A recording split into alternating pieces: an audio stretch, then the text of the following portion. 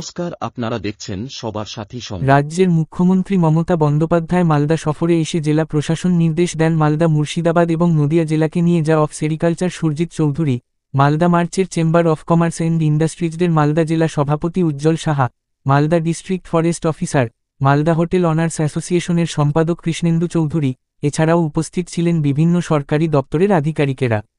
আমি প্রথমে সকলকে ধন্যবাদ জানাচ্ছি।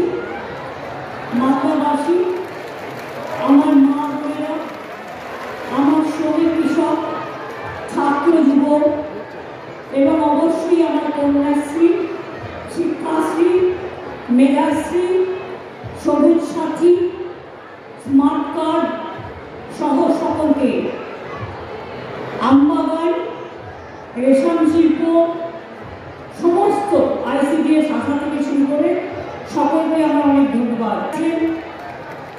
আমাদের চিফ সেক্রেটারি মনোজ পল, আমাদের সাথে মঞ্চে আছেন মোহাম্মদ গোলাম আলী।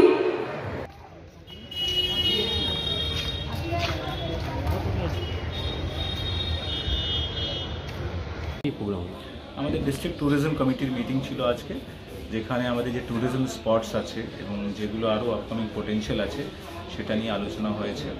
এখানে গৌড়, আদিনা, তার সঙ্গে জগজীবনপুর, আমাদের ডিস্ট্রিক্ট মিউজিয়াম থেকে শুরু করে ম্যাঙ্গো সেন্ট্রিক ট্যুরিজম যে আছে তারও কিছু পরিকল্পনা নেওয়া হয়েছে।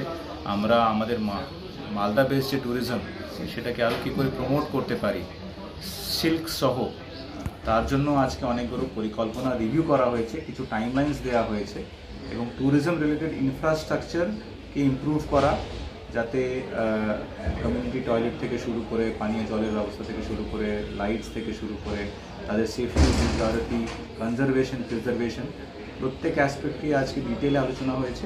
আমরা এক্সপেক্ট করব যা যা আমরা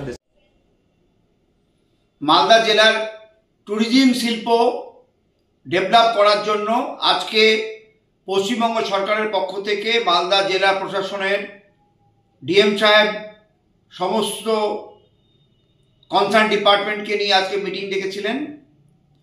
পশ্চিমবঙ্গের মাননীয় মুখ্যমন্ত্রী মালদায় এসে মালদা, মুর্শিদাবাদ এবং নদিয়াকে ট্যুরিজম সার্কিট গড়ার লক্ষ্যে যে নির্দেশ দিয়েছেন তারই অঙ্গ হিসাবে